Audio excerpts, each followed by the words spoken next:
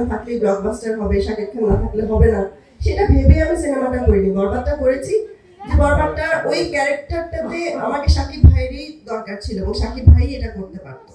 তো এখন এখন যেটা করছি সেটাতে আমার কাছে মনে হচ্ছে যে না, এটার জন্য সিয়াম ঠিক আছে, এটা সিয়ামই করতে পারবে, এটা পুল অফ করতে পারবে। তো এই যে মানে বরবাদ করার পর ওইসব এত কম্পিটিশন, আমি কিন্তু কখনো কম্পিটিশন মনে করে বরবাদ বানাইনি যে আমার সাথে আর কি আসছে, কি হবে, আমি কি মানে মানে এই পুরো প্রবলেমটা থেকে কি বের হয়ে আসতে পারবো কিনা, আমি কি টাকাটা লোক নিয়ে টাকাটা বের করে নিয়ে আসতে পারবো, এটা আমার কোনো কখনোই টেনশন ছিল না। আর এখনো এখনো আমি রাক্ষস বানাচ্ছি, আমি আসলে কারোর সাথে কম্পিটই করছি না, আমি তখনও কম্পিট করিনি, আমি আজও কম্পিট করি না। কিভাবে দর্শকের মন জয় করতে পারবো, কারণ আমরা সিনেমা বানাই দর্শকের জন্য, অডিয়েন্সের জন্য, আর অডিয়েন্স হচ্ছে আপনারা, তো আপনাদের জন্য সিনেমাটা বানানো।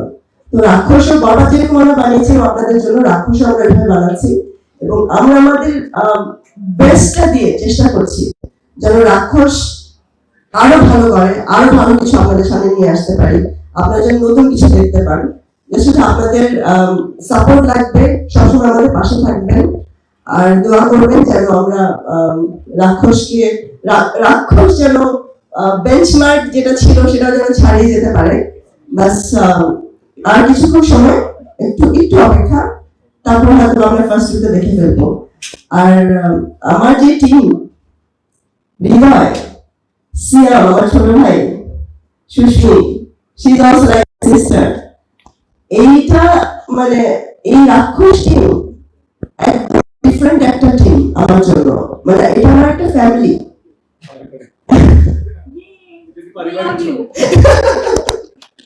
এটা এটা একদম আমার ফ্যামিলির মতো। এখন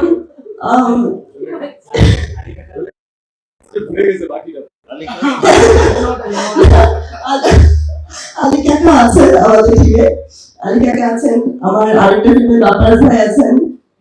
তো ইনশাআল্লাহ আশা করবো যে আমাদের আছে, আমরা যা বানাচ্ছি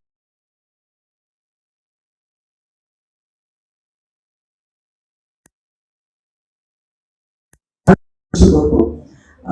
আমাদের সাথে থাকুন আর বেশি কথা নাই বলি, দোয়া করবেন আমাদের জন্য। Thank you.